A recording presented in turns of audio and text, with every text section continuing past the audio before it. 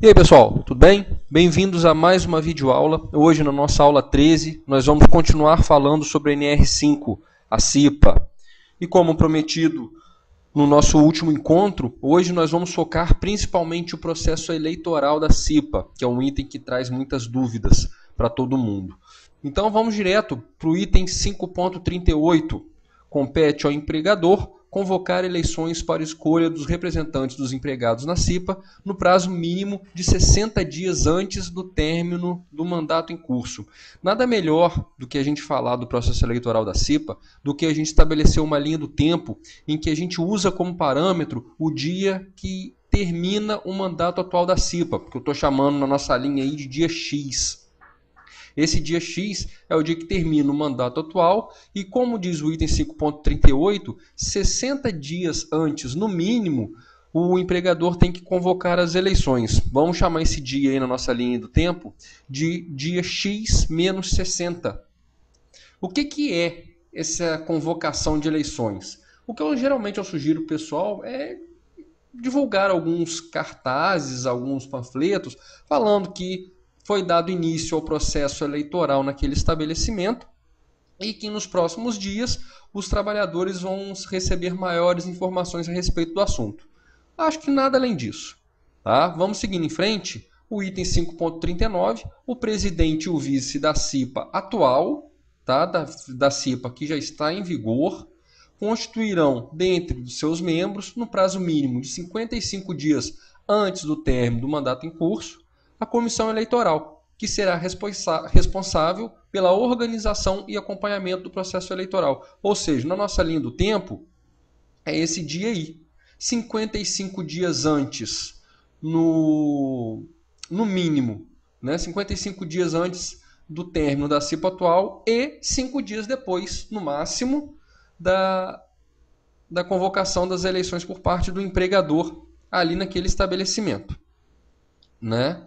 Aí os formadores dessa comissão eleitoral têm que fazer parte, obrigatoriamente, por força do 5.39, da atual gestão da CIPA. O item 5.40 traz algumas condições para que seja válido o processo eleitoral. A primeira delas, publicação e divulgação de edital em locais de fácil acesso e visualização. Gente, uma vez eu fui obrigado a sugerir ao superintendente do trabalho que cancelasse uma CIPA, uma votação de CIPA, porque a divulgação de edital se deu dentro do RH da empresa. Gente, é um local de fácil acesso e visualização. É do lado do cartão de ponto, do lado de bebedouro, na entrada, de banheiro, de vestiário, de refeitório, e dentro de elevador, mural de recado. Gente, editais em locais de fácil acesso e visualização. Tá? No prazo mínimo de 45 dias antes do término atual, da CIPA atual. Tá? Vamos em frente. Inscrição e eleição individual, sendo que o período mínimo para inscrição será de 15 dias. Na nossa linha do tempo, a gente vê aí o período que termina o período de inscrição é de 30 dias antes do término da gestão atual. Por quê? Porque assim 45 dias antes você tem que publicar o edital e esse edital tem que estar exposto para divulgação um período mínimo de 15 dias, porque é o período mínimo de inscrição que o pessoal tem direito. Esse período mínimo de inscrição vai acabar 30 dias antes do término da CIPA atual. Ok?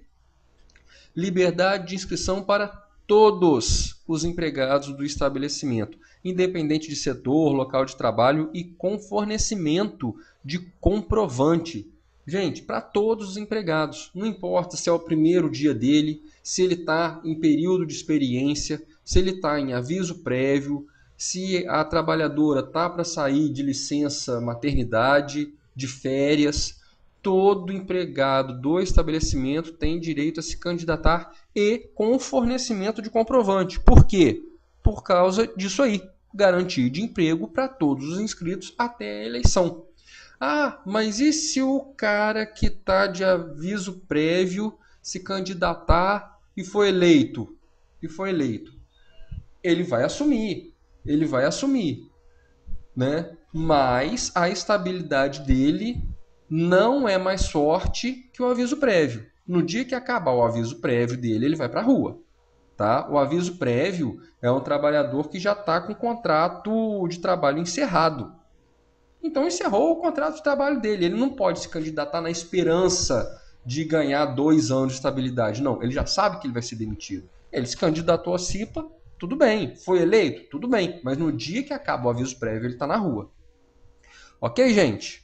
Fora isso, né, o cara que também está em período de estabilidade não, gente, desculpa, de experiência, ele não tem essa estabilidade também. Tá? A partir do momento que o contrato ainda é um contrato de trabalho de experiência, é considerado um contrato de trabalho de tempo determinado. Nesse caso, tá, ele não tem direito às estabilidades dos 2 anos. Se chegar no final do período de estabilidade dele, ele foi eleito, por exemplo, né, e ele não foi aprovado nesse período de experiência, ele pode ser demitido, assumindo o próximo suplente mais votado. Ok? Realização da eleição no prazo mínimo de 30 dias antes do término do mandato da CIPA atual. Gente, olha o problema aqui. 30 dias antes do término da atual CIPA é a eleição. Ou seja, se você tem uns 15 dias aí de inscrição, você tem a coincidência do último dia de inscrição para candidato à vaga da CIPA coincidindo com o dia da eleição. A NR5 permite que isso aconteça, mas a gente sabe que na prática isso não tem como acontecer.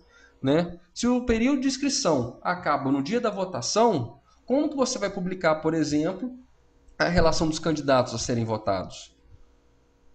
Não tem jeito. Por isso que a sugestão é começar esses prazos antes do estabelecido pela NR5, para quando chegar no dia da eleição, você já ter divulgado aí uns 5, 4 dias antes todos os candidatos, para o pessoal já ir pensando em quem votar, ok?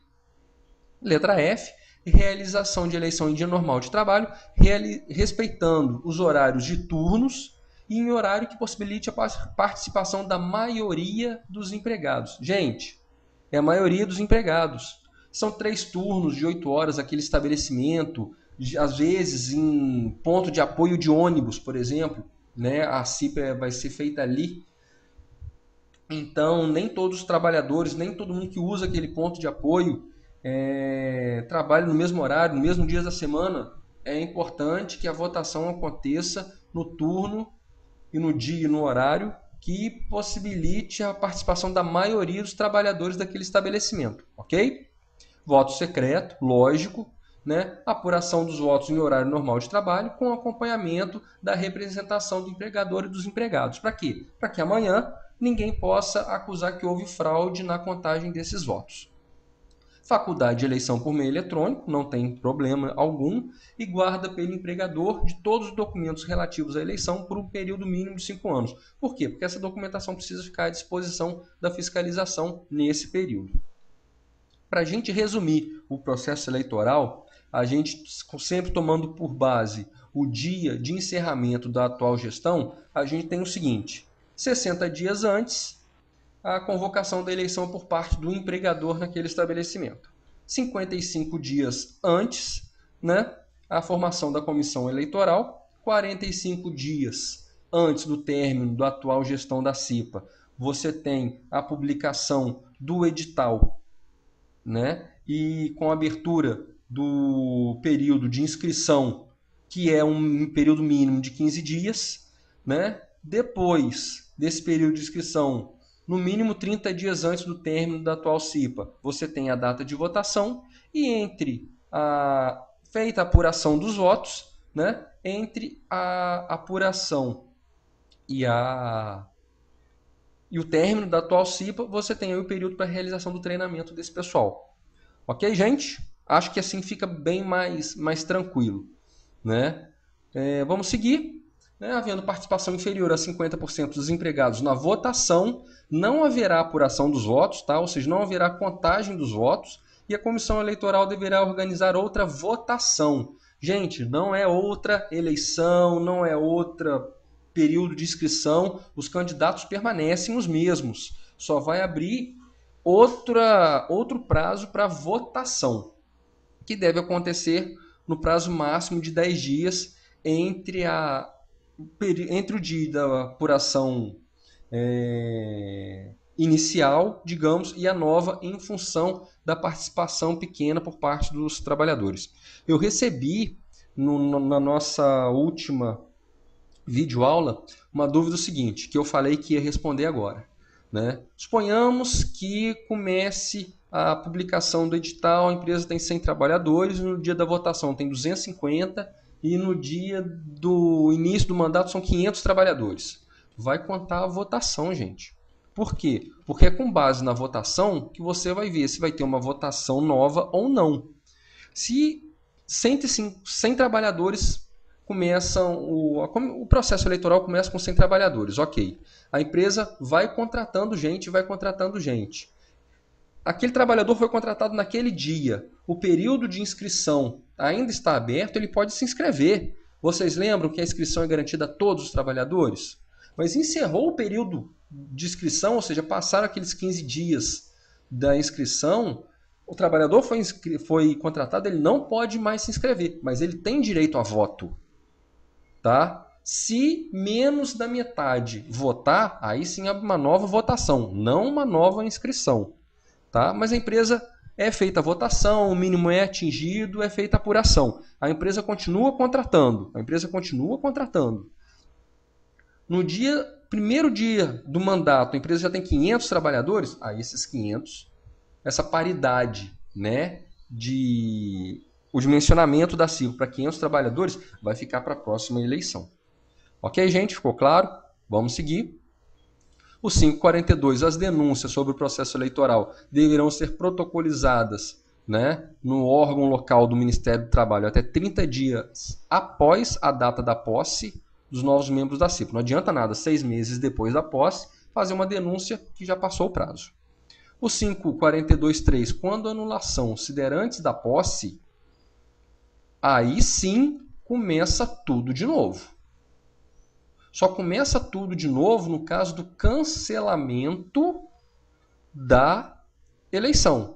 Por alguma irregularidade, ou não foi liberada a inscrição para todos os candidatos, o pessoal não ganhou o comprovante, isso tudo é motivo para cancelar a eleição. Aí o mandato atual é prorrogado e abre-se a contagem daqueles prazos todos. Convocação das eleições, formação da comissão eleitoral, publicação de edital, 15 dias para inscrição, votação, apuração dos votos, ok? Tudo de novo. O 544, em caso de empate, assumirá aquele que tiver maior tempo de serviço no estabelecimento. E os candidatos votados e não eleitos serão relacionados na ata de eleição e apuração e ordem decrescente de votos, possibilitando nomeação posterior. Ou seja, um dos membros recebeu uma proposta melhor, resolveu sair, vai assumir aquela vaga o mais votado entre os suplentes. Ok, gente? Era isso. Né? A gente acaba aqui a nossa videoaula, nossa última videoaula sobre a NR5.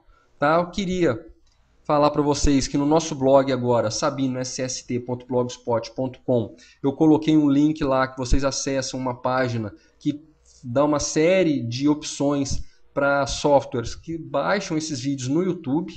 Tá? Eu não usei todos, então não tem como eu indicar, mas muita gente tem me perguntado, será que eu posso? Podem ficar à vontade, podem baixar esses vídeos. Fiquei sabendo que tem uma turma de técnico de segurança do trabalho no estado do Rio que tem usado esses vídeos nas aulas para facilitar o entendimento. O pessoal tem comentado os vídeos, tem me escrito bastante. Gente, a ideia é essa, a ideia é fazer a informação circular.